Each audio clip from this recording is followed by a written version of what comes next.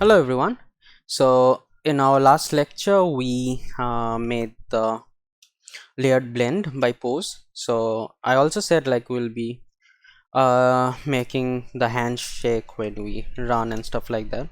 But before that I think we should make a pickup system so we can actually like pick up a flashlight and we can actually first have it in our hand and then play around with how it will shake and how much it will affect. Okay, so let us get started with that first. So let us go to our horror folder, and over here we'll create new folders over here. First one would be called a pickup, and yeah, just open up the pickup folder and we'll create a new actor class. Okay, and we'll call this pickup base. Okay, and we'll go to the horror folder again and we'll create another folder and we'll call this widget. Okay, so in our base right now, what we need is a static mesh, and just make sure this is the base. So for now, we should have a cube. That's a huge cube.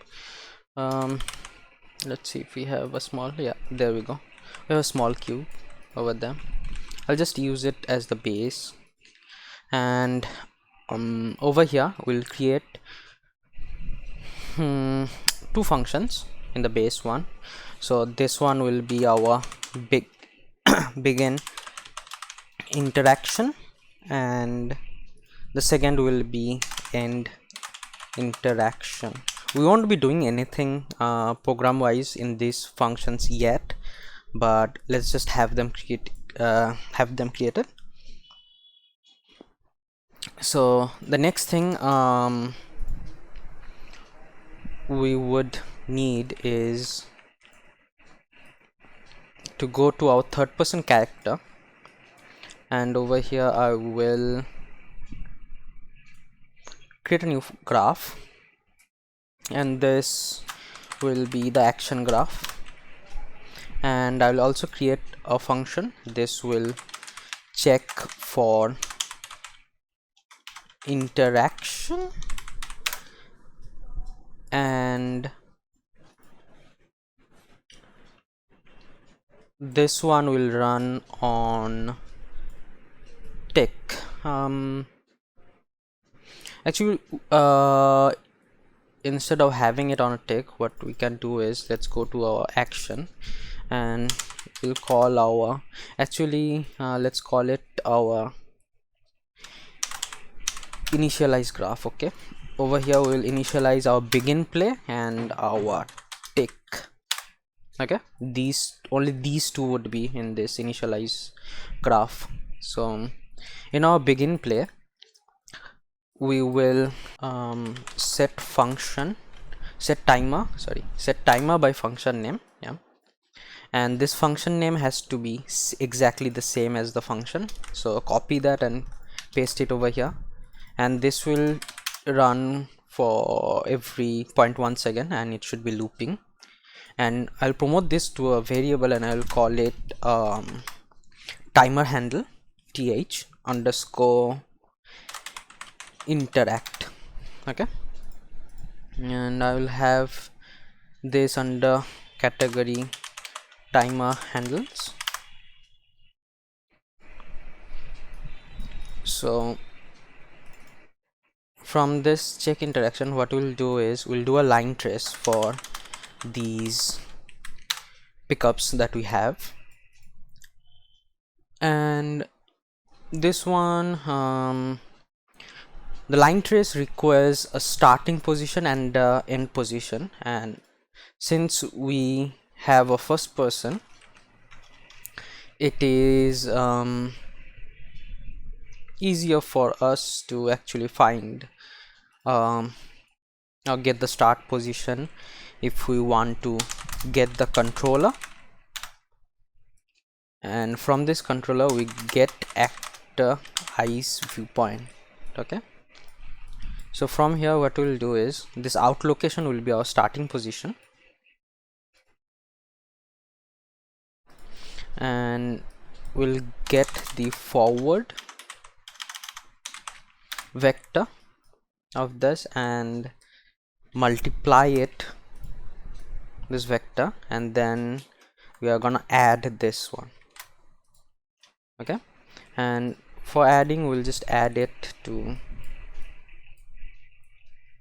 the starting point. So what we are doing is, and change this vector to convert this pin to a float. Okay, so what we're doing over here is basically we are taking a start position and we are adding, let's say, I'll promote this to a variable as well, and I'll call this interact distance. So this is how much you can interact in front of you. So this is totally up to you how much in front you would want it to be. So for now, for starters, I think I'll just keep it at 150, and then I'll change it depending on how large our hand is of the mannequin. Okay, and I'll just put it to the end. Okay, and I'll set the debug type to for duration, so we can see our line trace, and then we'll do a branch of the return value. So what it does is we are only checking for our items on a trace only if it has or it finds something to trace. So what that means is, like right now if I'm to play, you can see it's tracing, right? But it doesn't actually like find anything, so there's no hit sign over here. So now if I go close, you can see the hit sign over there. So that's what it does. So this true will run if the hit sign is played. Okay, and if it's not, then it will not go any further, it will just go false over there. Okay, and since this is done interaction distance, I've set it to 150. Now we'll check for the hit actor, and I'll promote this to a variable. This will be our hit actor. So from this hit actor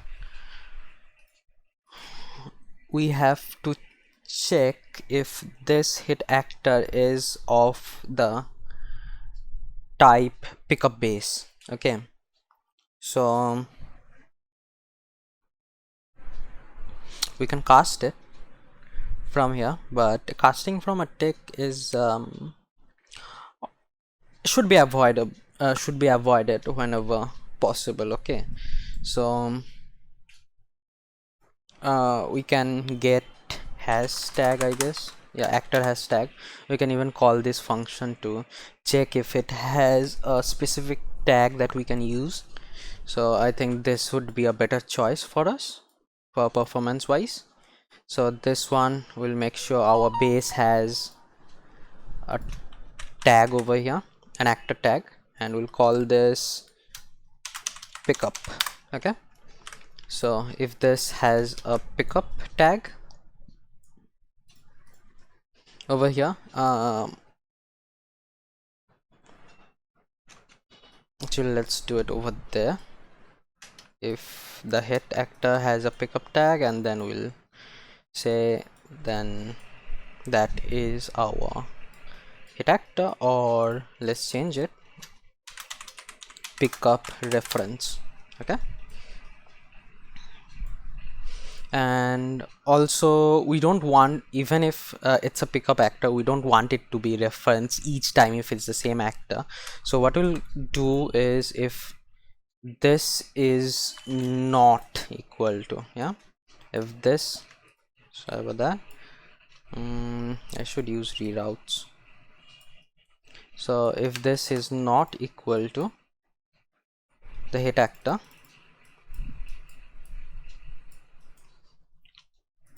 again another branch over here. So if this is not another hit actor, then we'll set our pickup reference as our hit actor. Okay,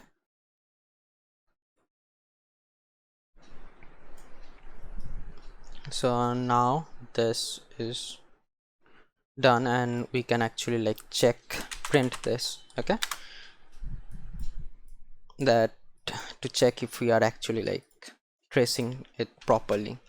So what I'll do is I'll go to the pickup and I'll put it over here. Oh my god, that is huge. Do we not have a smaller cube? There we go, a smaller cube over there.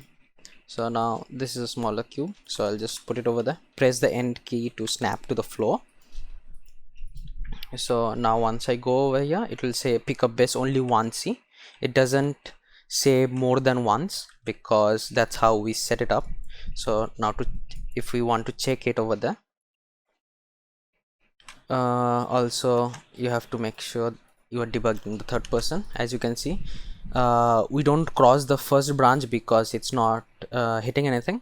If we did hit something like came over here, it would then pass the hit check, but again it doesn't have the pickup tag, so it doesn't pass the second branch. But as you can see, it passes the second branch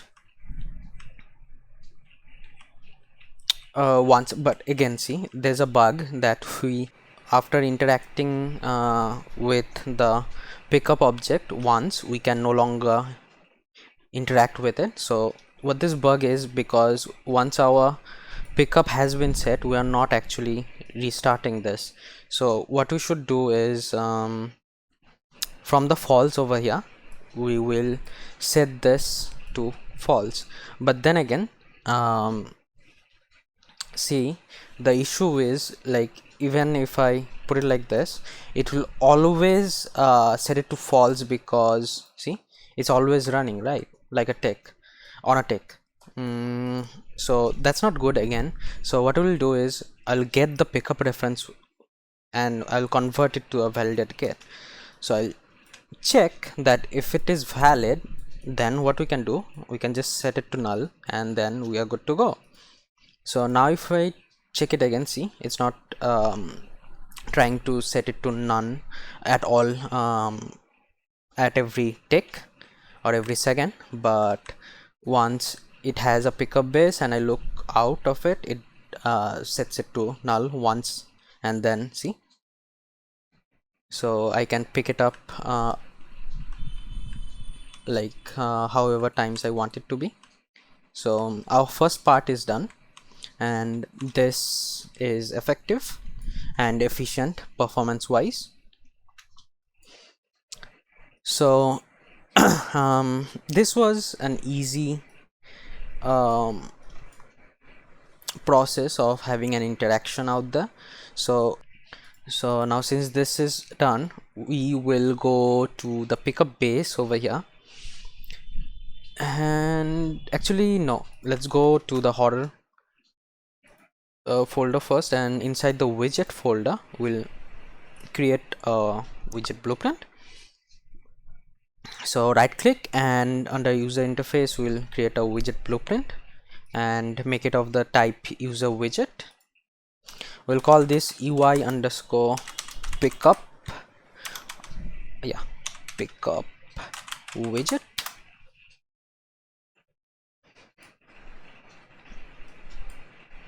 And what it should have is only an image over here. And actually what I will do over here is I will wrap it up with a vertical box and make it to fill, and below this I will have a progress bar. Okay, progress bar, and make it to fill as well. Auto should be 0.2, 0.4, 0.5, sorry, 0.2, yeah, 0.2, sorry, 0.2 is fine. So this image, you will understand what this image is in a while. So once this is done, I will rename this as interact image, and this progress bar is um, interact progress. Okay, and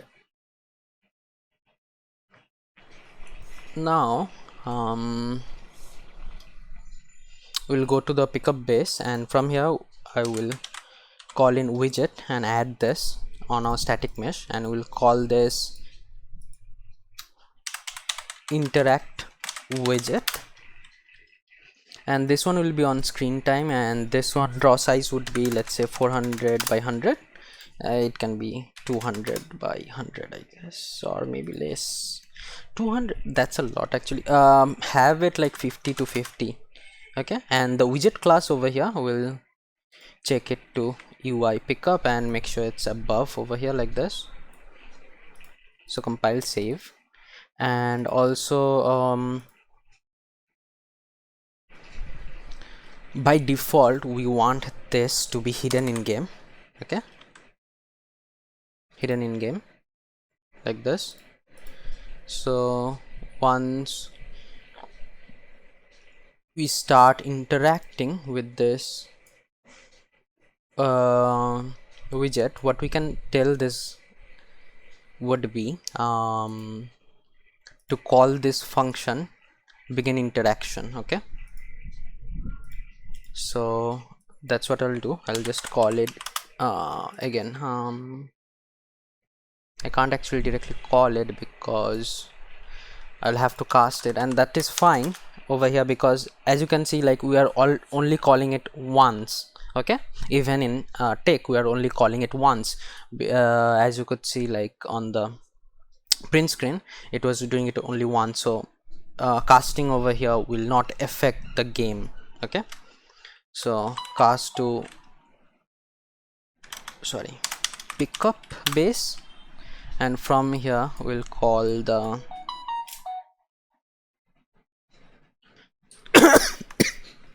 sorry about that, and from the pickup base we'll call begin interaction like this, and in our begin interaction over here we'll have our interaction widget.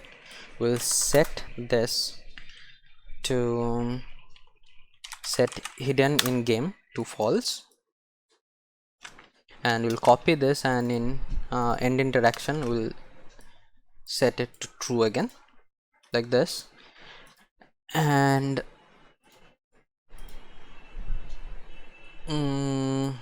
also over here from the false, since again we'll only call this once, we can actually like call end again. We can cast it, like I said, it will only be called once, and from here I can go ahead and call end interaction and have this to set to false. And let's see now.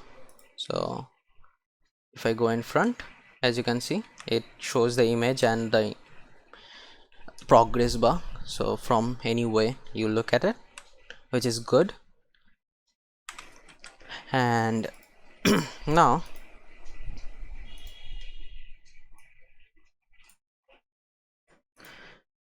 from here, this begin interaction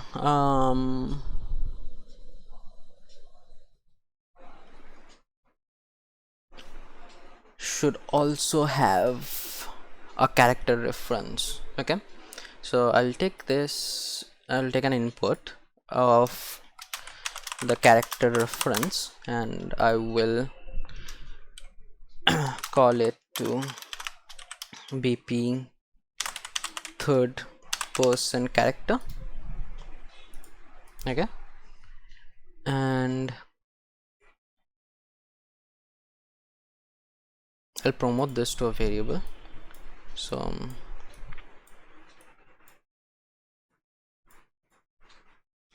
and on end interaction, this one will be set to false. Okay, and from here we can call something, and this one we will create a variable over here, and this one will be using gamepad. Okay, because we will be creating this game for both gamepad and also keyboard wise, and our character reference would be self, and interaction doesn't require it. So this thing's done. Now let's go and have the image over here. We'll bind it to create a binding, and I'll promote this to a variable and I'll call it image.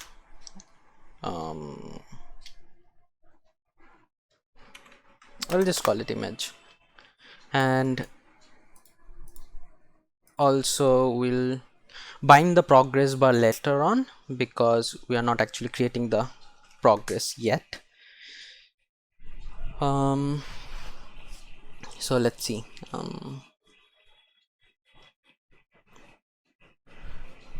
This binding is done using an image. This image will be not exposed. That's fine, we don't need it exposed. We just need it to use it. So let's go back to our pickup base, and from here on begin interaction we will, from the character reference, we will actually this function comes first, then from the character reference we'll check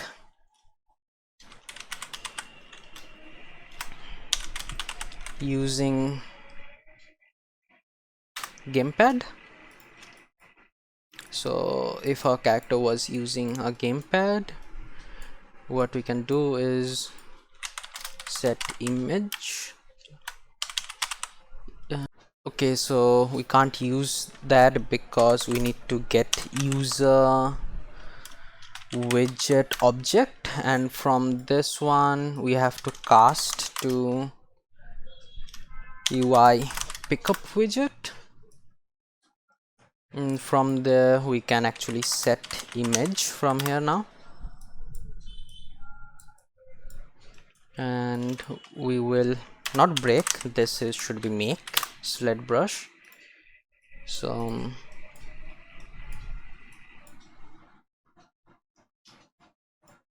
actually I'll have this on begin play.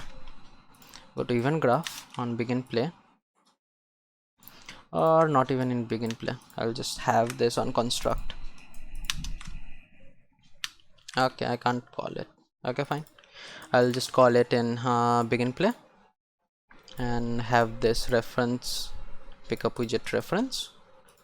Now go to begin interaction. So if it is true, I will make sure this one is valid. I'll set the image to just add something like this for a gamepad, and for keyboard if we're using it, can use something this one, which is fine.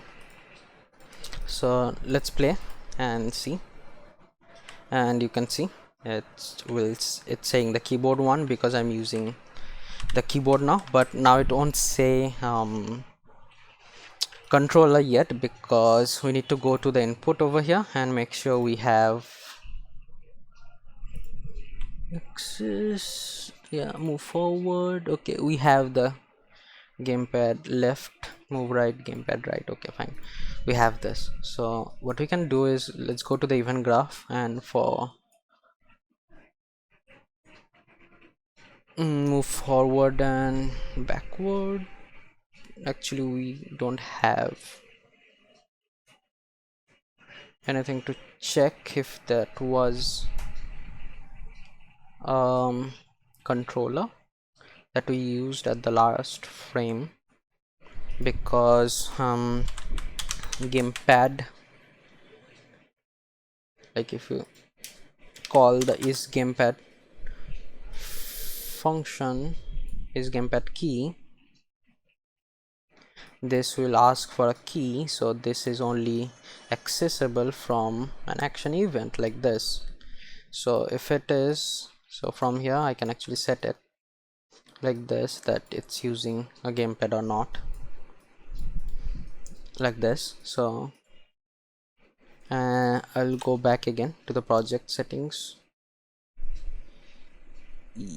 Right, obviously it won't.